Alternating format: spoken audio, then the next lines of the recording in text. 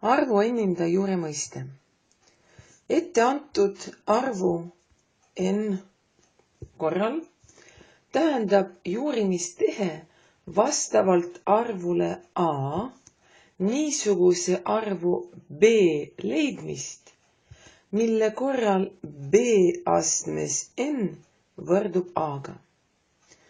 Juurimistehte tulemuse märkimiseks kasutatakse sümbolit väike n, juuremärk a, mida me nimetame enninda astme juureks arvust a või lühidalt ennindaks juureks arvust a. Et ns juur, 3., 4., 7., mitmes ns juur. Arvu n seejuures meie nimetame juurijaks ja arvu a juuritavaks. Arvu enninda juure leidmise juures kasutame järgmist põhimõtet, et kui ns juur a-st võrdub b-ga, siis see tähendab, et b astmest n võrdub a-ga. Kui juurija n on 2, siis jätame juurija kirjutamata ja kasutame sümbolit juuremärk a ja loeme ruutjuur arvust a. Kui juurija on 3, siis nimetatakse sellist juurt, kus juurija on 3, arvust a, arvu kuupjuureks. Vaatleme nüüd eraldi juhtumeid, kus juurija on paarisarv ja juurija on paaritu arv. Et esimene juhtum, kus n on paarisarv. Kui juurija on paarisarv, siis peab juuritav loomulikult olema mitte negatiivne. Näiteks kui me vaatame teist juurt, ruutjuurt arvust -4, siis sellist juurt ei ole võimalik arvutada, sellist arvu ei ole olemas, kuna iga arv astmes 2 oleks positiivne.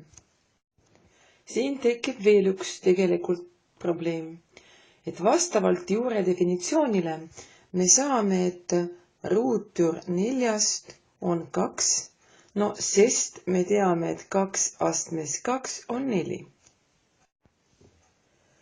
Kuid ka -2 astmes 2 on 4. Ja seega tundub, et meie võime ka kirja panna, et ruutjuur 4 võrdub -2-ga. Ja vot selleks, et juur oleks üheselt mõistetav, lepitakse kokku järgnevast, et kui juurija on paarisarv, siis a suurem kui 0 korral. Paarisjuur tähendab niisugust positiivset arvu, mille ns aste on a. Seega see meie punases kirjas võrdus ei kehti ja ainsaks õigeks vastuseks jääbki, et ruutjuur 4 on võrdne 2-ga. Toome veel ühe näide. 4. juur 16 on 2. Kuid 4. juur 16 ei võrdu -2-ga, et ainsaks vastuseks on arv 2. Ning vaatame ka teist juhtumit, kui meie n juurija on paaritu arv. Paaritu arvulise juurijaga juur on loomulikult sama märgiga, mis juuritav. Olukord on lihtsam, näiteks 5. juur -32, see on arv -2, sellepärast, et arv -2 astmes 5 on tõesti -32. Seega me näeme, et meie juur vastus oli sama märgiga, mis ka juuritav, et mõlemad on siis miinusmärgiga. Toome veel ühe näide, kus juuri on paaritu, näiteks 3. juur 27 on 3.